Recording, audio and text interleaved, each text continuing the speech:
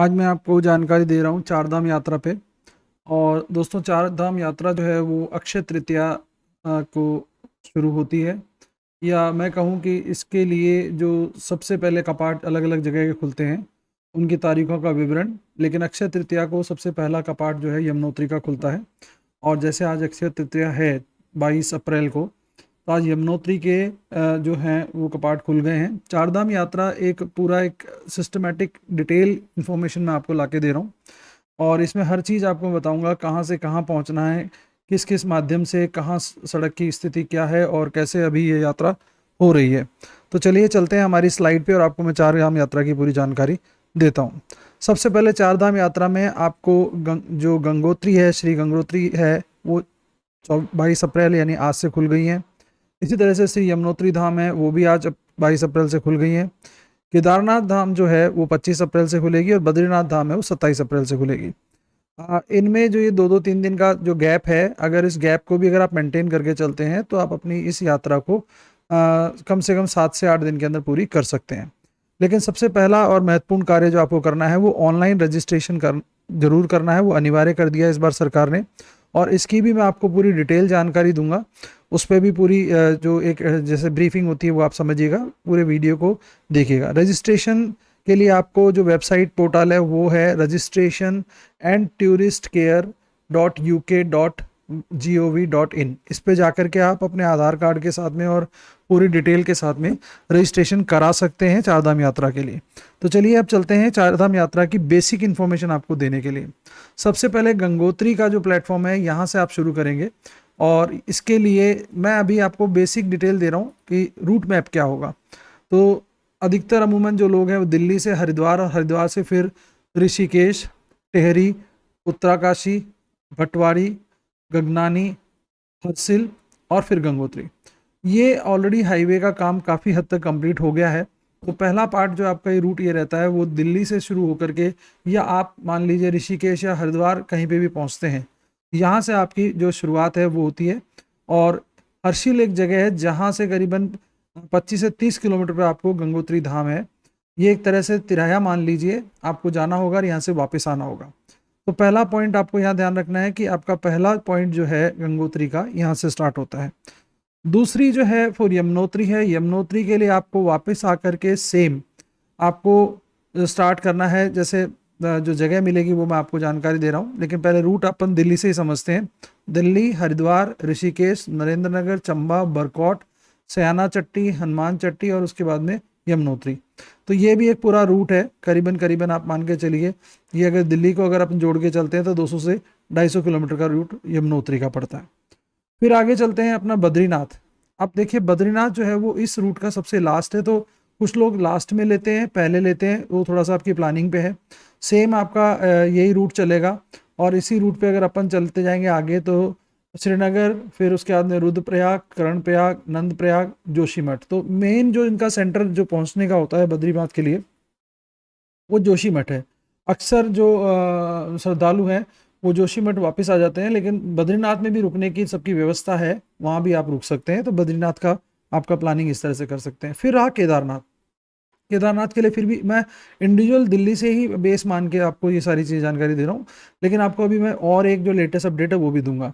दिल्ली, हरिद्वार, ऋषिकेश, देवप्रयाग, श्रीनगर, रुद्रप्रयाग, अगस्त मुनि आश्रम का जो है वहाँ से गुप्तकाशी, गौरीकुंड और फिर वहाँ से केदारनाथ।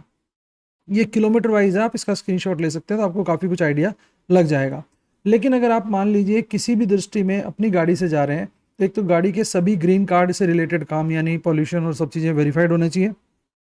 गाड़ी का इंश्योरेंस वेरीफाइड होना चाहिए।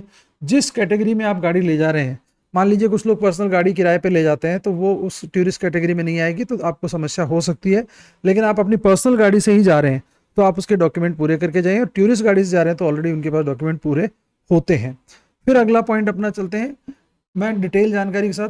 कुछ ऐसे भी लोग हैं जो चार धाम की यात्रा हेलीकॉप्टर से करना चाहते हैं, तो हेलीकॉप्टर के लिए भी सुविधा उपलब्ध है।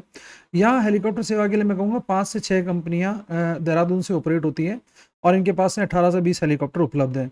ये हरिद्वार से यमुनोत्री, गंगोत्री, केदारनाथ और बद्रीनाथ की यात्रा कराती है। ये 4 दिन और 5 रात का पैकेज 6 लोगों के लिए इसमें एस्टिमेट लेके चलता है ये।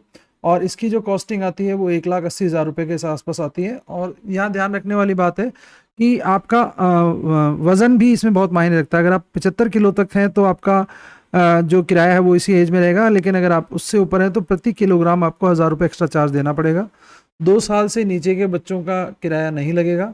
देहरादून स्टेशन से या देहरादून एयरपोर्ट से आपको गाड़ी टैक्सी वगैरह ले लेगी, और जो इनके हेलीपैड्स हैं वहाँ से आपको इनकी यात्राएं कराई जाएगी। और इसमें आपको लगभग 3 स्टार 4 स्टार 5 स्टार कैटेगरी का स्टे दिया जाएगा, टैक्सी दी जाएगी, पिकअप ड्रॉप दिया जाएगा। लेकिन हेलीकॉप्टर में एक ही जो आपको मेन मुद्दा ये है कि अगर मान लीजिए मौसम ख़राब होता है तो ऐसी स्थिति में आपको आपका कार्यक्रम बदलना पड़ सकता है, थोड़ा बहुत आगे पीछे करना पड़ सकता है। इन चारधाम यात्रा के लिए जो अभी तक मैंने आपको जानकारी दी है उससे वापस आपको आते हैं एक जिसको हम बोलते हैं ग्राउंड लेवल की जानकारी, जो लेटेस्ट में जो हो रही है उसके ऊपर मैं आपको जानकारी देने के लिए अब यहीं से सीधा आपको सारी डिटेल्स और दे देता हूँ, जो कि काफ़ी ही रियलिस्टिक डिटेल्स हैं और वो काफ़ी मैच करेगी। तो सबसे पहले देखिए, चारधाम यात्रा जो है वो आपकी 22 अप्रैल से शुरू होनी है, यानी आज से शुरू हो रही है, जिसमें यमुनोत्री और गंगोत्री के कपाट खुल गए हैं। 25 अप्रैल से आपका केदारनाथ और 27 अप्रैल से बद्रीनाथ के दर्शन शुरू हो जाएंगे, यानी वहाँ के कपाट खुल जाएंगे। ये जो डिस्टेंस रहेगा वो करीबन आप मान लीजिए 1500 से 1600 किलोमीटर की आपकी दूरी रहेगी। और इसमें जो अमूमन है समय जो लगना है वो आपका 6 से 7 दिन तो कम से कम लगेगा, जिसमें अगर रोजाना आप 6 से 7 घंटे अगर यात्रा करते हैं तो इसमें लगभग 80% रास्ता काफ़ी सुधर गया है, ठीक कर दिया गया है सरकार के द्वारा, चौड़ी सड़कें बन गई है, पुल भी काफ़ी सारे बने हैं।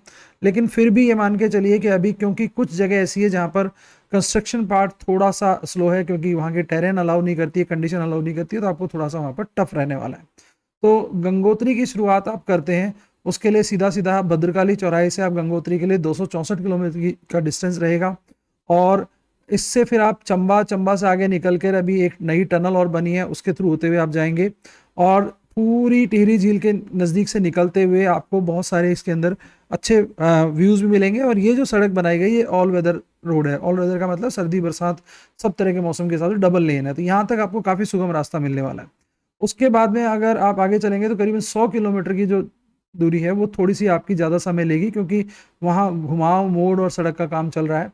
फिर गंगोत्री से 25 किलोमीटर के पहले आपको हर्षिल मैंने जगह बताई है, वहाँ रुक भी सकते हैं। गंगोत्री में रुकने की जो व्यवस्था वहाँ भी है, लेकिन वहाँ कम पड़ जाती है, इसलिए आप बेहतर रहेगा कि हर्षिल में अपनी बुकिंग करके जाएं।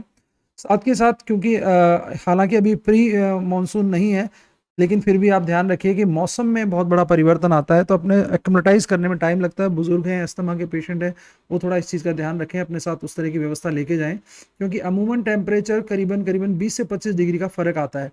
मान लीजिए कोई राजस्थान से जा रहा है तो 40 डिग्री चल रहा है, तो वहाँ आपको जो टेम्परेचर मिलेगा वो 20-22 डिग्री के अंदर मिलेगा।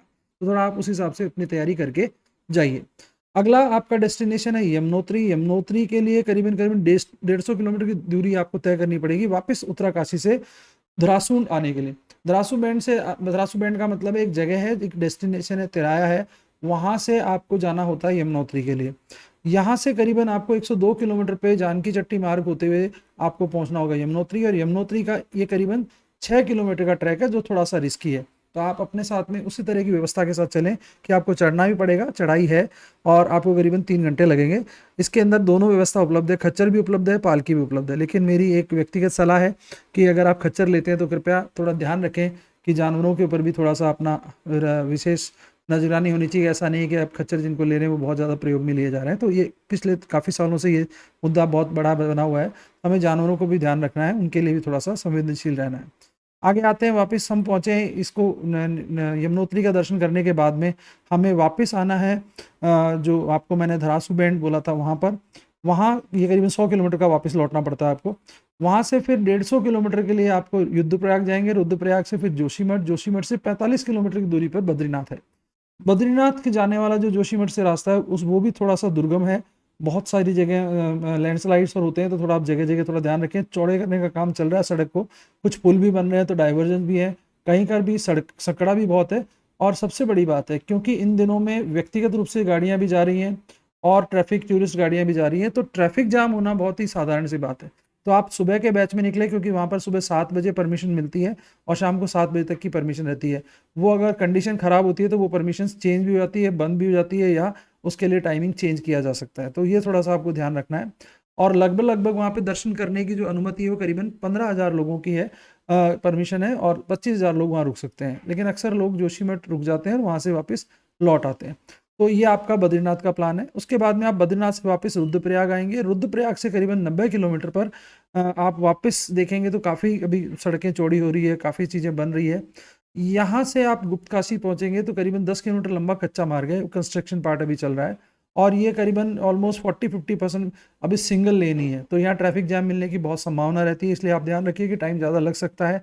अगर आपने 3 घंटे प्लान करें हैं तो यहाँ 5-5, 6-6 घंटे की वेटिंग चल रही है। अभी यहाँ सड़क बन रही है और कुछ जगह डेंजर जोन भी है, तो लैंडस्लाइड या कहें कि पत्थर गिरने की संभावनाएं बनी रहती है, तो थोड़ा सतर्क रहकर ही अपनी गाड़ी जा रहे हैं तो लेके चलें और जोखिम नहीं लें। अगर आपको लगता है कि कहीं पर स्थितियां थोड़ी सी विकट हो रही हैं तो आसपास कहीं रुक जाएं, ज़्यादा बेहतर रहेगा।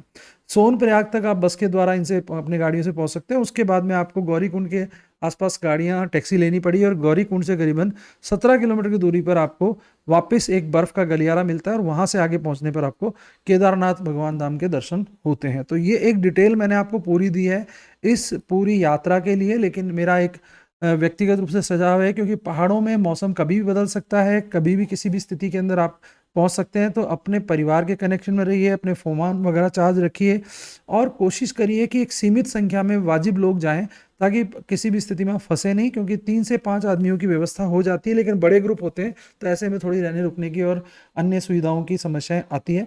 आपकी यात्रा मंगलमय हो, शुभ हो, और आप अच्छे से यात्रा करके आएँ। और आपको और कोई जानकारी चाहिए तो कृपया वीडियो के कमेंट बॉक्स में डालिए। इस वीडियो को अधिक से अधिक लोगों को, अपने परिवारजनों को शेयर करें, लाइक करें, सब्सक्राइब करें। Thank you.